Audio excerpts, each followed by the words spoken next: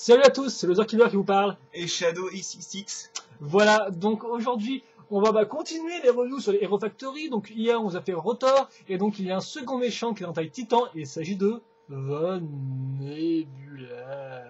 Donc Von Nebula, voilà, donc un des titans, et en fait là, je commence à partir dans une phrase qui ne finira pas, donc vas-y, parle de la boîte, parce que c'est plus important. D'accord, bah on va quand même parler du fait que Von Nebula c'est le méchant, le plus grand méchant, vu que c'est le perso principal chez les méchants, quoi. C'est le Hero Factory, pour cette année, tout du moins, j'espère.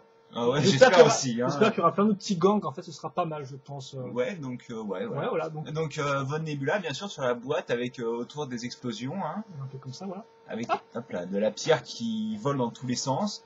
Von Nebula qui se tient sur deux petites pierres qui vont sûrement bientôt craquer, donc il va tomber. Voilà. Lego Hero Factory avec le logo, hop là, en noir. Mais on voit quand même qu'il ressort bien Von Nebula, vu que tout l'arrière est clair, et lui, il est quand même bien foncé sombre. On verra ça après. Et donc, qu'est-ce que vous avez la référence du set avec les recommandations d'âge, Von Nebula, le Vortex qui est son symbole et par les créateurs de Bionic. Au-dessus, vous avez encore Hero Factory, référence, Lego, blablabla. T'as parlé du 1 là, ouais.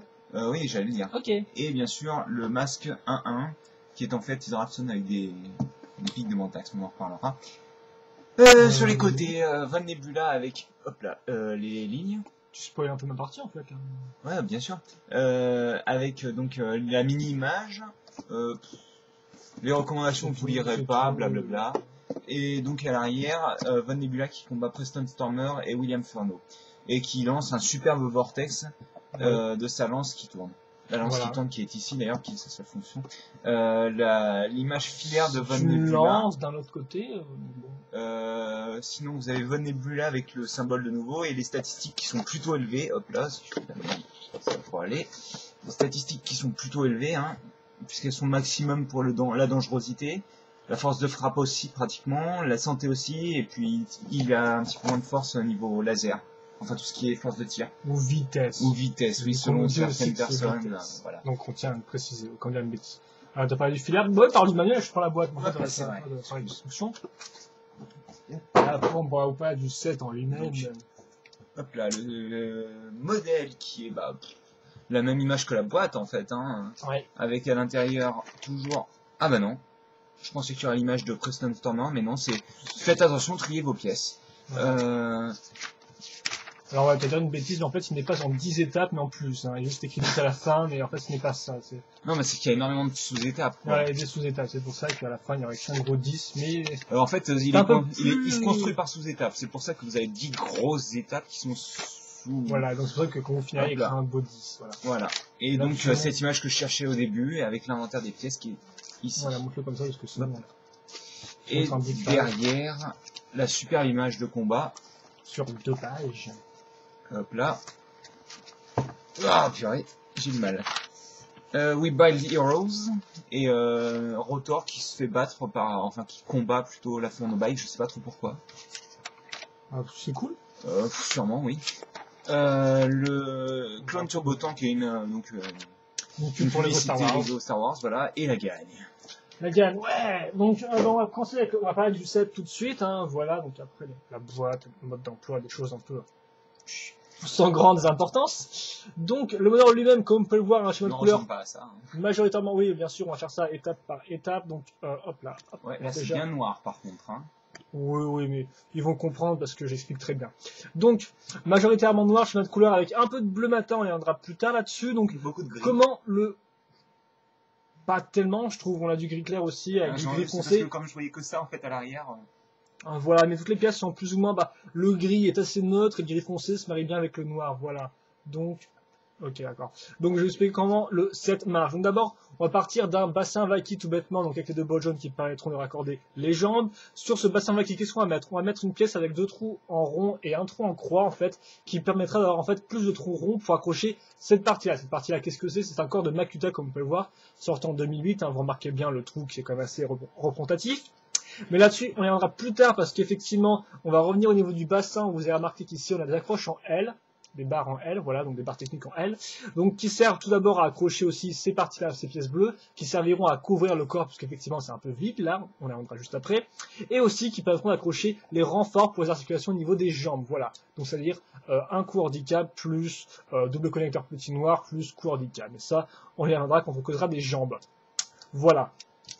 Donc, on va continuer. Ah oui, aussi, chose importante au niveau de la tête, et après, je vais commencer à monter le modèle avec vous. Vous noterez la barre ici qui est accrochée à une pièce grise. Cette pièce grise est raccordée à une pièce technique trouée, tout bêtement, et ceci va nous permettre de mettre la tête. Donc, on va mettre la tête maintenant tout de suite. Donc, la tête, voilà, donc en fait, je vais mettre comme ça s'accroche à ce niveau-là. La tête tient sur un coup handicap plus tête Glatorian. Ensuite, on aura deux lames de vent action noire. Il me semble que c'est peut-être pas la première fois qu'on les voit en noir. Il y en a peut-être un peu dans les Exoforce.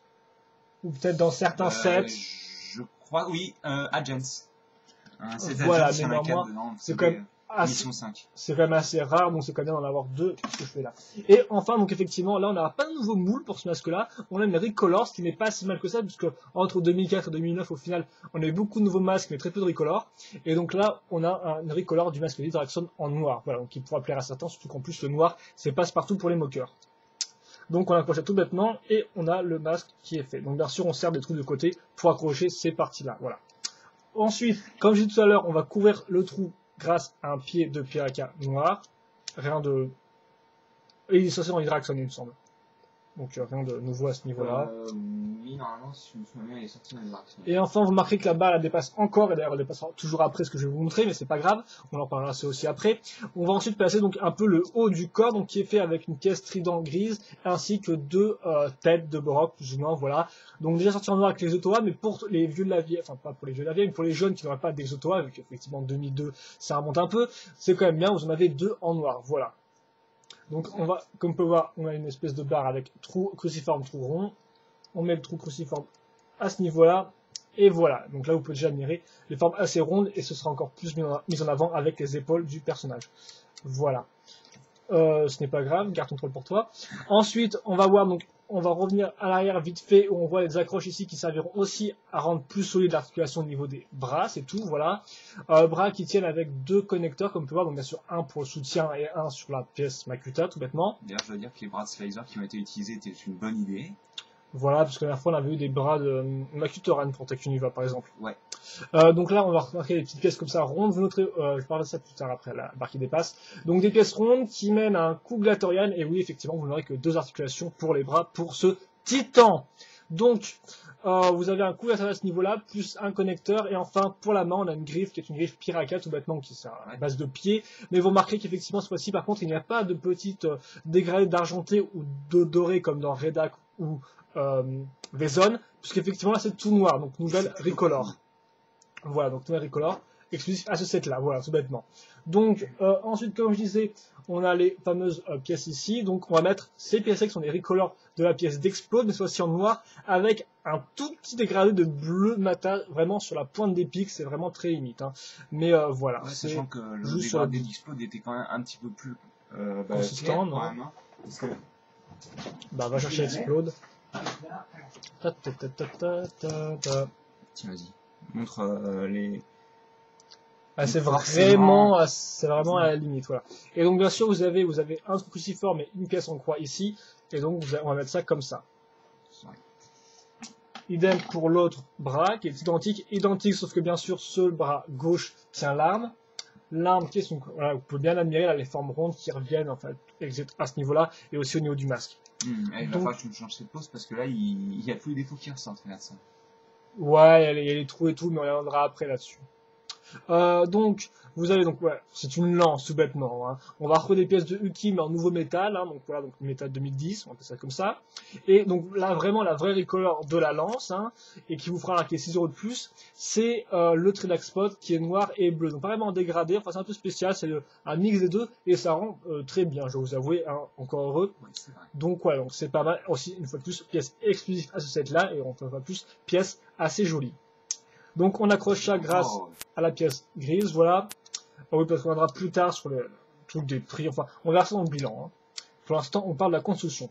Maintenant, on passe aux jambes. Donc les jambes, bien évidemment, on aura un connecteur de base pour commencer. Ensuite, c'est des techniques, on va reprendre ces pièces-là qu'on a joué pour les bras, tout bêtement, sauf que là aussi, vous noterez l'apparition d'une pale slicer à ce niveau, voilà, donc c'est old school. Ensuite, vous avez aussi cette pièce-là qui bouge, mais on verra après pourquoi elle bouge. C'est un pied métru, donc qui se met au-dessus pour cacher Et pour une fois, c'est plutôt utile que ça bouge. la protection de la jambe, voilà, tout bêtement. Et la partie intéressante des jambes de Vonebula, c'est que devant, on va mettre en fait la partie de la suspension qui à la base est derrière sur les 90% des titans en fait. tout bêtement. Bon, des titans récents, du moins. Voilà. Donc, ça se met à l'arrière. Et là, par contre, on mettra la pièce en elle-même, donc la jambe en elle-même à l'arrière. Et donc, vous remarquez que la croche, cette fois-ci, est en 80 degrés, donc comme ça, voilà. Donc, faut le noter. Et donc, par contre, là, ça ne restera pas tout seul. Avec ces deux petites pièces, on va mettre ces armures de Skrull noirs, qui d'ailleurs sont déjà apparus dans les... les Skrull, tout simplement. Oui, dans les vilains aussi, on les a déjà vus aussi pas mal de fois. En tant Dans que corps. 2 vilains, si je me trompe pas. Oui, c'est ça, 2 vilains, Meltdown et Explode. Donc, je vous mets ça bien. Explode, il est rouge, mes trous. Voilà, je vous mets ça bien. Si j'y arrive. Et donc, les pieds, comme vous avez pu le voir, sont des pieds Olga, tout ça, plus des petites barres pour faire tenir un connecteur pour accrocher la jambe à l'arrière. Donc, rien de très novateur à ce niveau-là. Et donc, Votre Nebula est complet. Votre Nebula est complet, donc bien sûr, ah non, ça c'est pour toi, la pièce qui tourne. Ah, c'est pas mal ça. Bon temps, n'est-ce pas? Donc, on va. J'ai envie de transmettre. C'est pas un problème récurrent, tout du moins. C'est pas le pire des problèmes qu'il a. C'est la première fois que ça m'arrive, donc rien de grave. Par contre, je dois dire qu'à la base, sur les photos du Toy Fair, les têtes de Borok, enfin les crânes de Borok, avaient aussi un dégradé bleu. C'est dommage qu'il n'ait pas gardé. Voilà, c'est beaucoup. J'ai l'impression que t'aurais payé 40 € pour donner là, donc voilà. Donc voilà, une pause qui tue la mort, et donc vas-y, parle l'articulation maintenant. Ah ouais, d'accord. Bon, alors pour les articulations, on va avoir, déjà on va commencer par la tête, hein. Un pivot qui peut servir. Personnellement, j'aime bien la mettre comme ça, la tête, parce qu'il fait un peu plus imposant. Il y a un ball joint ici, donc vous pouvez tourner la tête comme vous voulez en fait. Hein. Hop là. Donc c'est bien parce qu'à chaque fois tu es sur le côté. Hop là. Les bras, alors on peut les monter bien sûr, les monter assez haut d'ailleurs, si tu tombes pas. Les monter assez haut, les faire avancer. Plus, ça dépend de la pièce. Il faut bouger le bras de Slicer en fait. Donc c'est quand même assez. Niveau bras, c'est pas un niveau coude, c'est pas un niveau épaule, je vais arriver, c'est pas mal. Oui, parce qu'en parlant de coude, il n'y en a pas. Donc on a à la place un ball joint au niveau des mains, donc des poignets. Hein. Pour les bras, c'est tout en fait, je crois. Oui, c'est ça. Vous avez une articulation. Vous avez une articulation ici en avant, sur les côtés. Elle peut monter plus. Waouh, très haut même. Je vais essayer de mettre ça. Elle peut monter plutôt haut. Elle peut aller en avant, hop là. Tu peux un peu la monter si tu passes sur le côté. Ouais, ok. Hop là. Donc il peut faire du French cancan bien sûr. 90 degrés normalement, non plus. Sur les genoux. Hop là. Et bien sûr, vous pouvez mettre le pied comme ça. On peut faire différents. Là, il n'y a pas trop de limitation au niveau des jambes. Donc je pense que c'est tout, non? Ouais, je pense que c'est tout, ouais. On a aussi bien sûr side to side. Ça tourne. Ouais, c'est pas vraiment une articulation, mais... C'est un mécanisme, mec, c'est un mécanisme. Ouais, enfin un pivot, quoi. Un pivot, quoi, ouais, c'est un pivot. Allez, pousse. Donc, voilà, donc... j'ai envie de mettre en pause, quoi, parce que sinon, voilà, quoi, attends. On va déconner. Donc, on va le mettre vite fait, voilà, en pause comme ça, puis vous faire un petit bilan. Donc, qu'est-ce qu'il y a aimé, qu'est-ce qu'il n'y a pas aimé dans ce set-là. Donc, d'abord, qu'est-ce qu'il n'y a pas aimé dans ce set-là. Donc, d'abord, les articulations au niveau des bras, parce que les jambes sont bien articulées, ça, il n'y a pas de problème là-dessus. Elles sont bien articulées. Et en plus, c'est aussi, les épaules sont articulées, donc, effectivement, l'articulation, on peut se plaindre, parce que c'est un set titan, je le rappelle, donc c'est vrai qu'effectivement, avoir juste 2 articulations, c'est un peu limité, voilà. Après, c'est vrai qu'il rend aussi bien en certaines poses, comme vous avez pu le voir, mais je suis sûr que bon, vous allez pouvoir faire 3-4 poses avec les bras et après ce sera tout. Hein. Ça, je me fais pas trop l'idée. Néanmoins, ça dépend pour ceux qui jouent, ils font peut-être pas attention.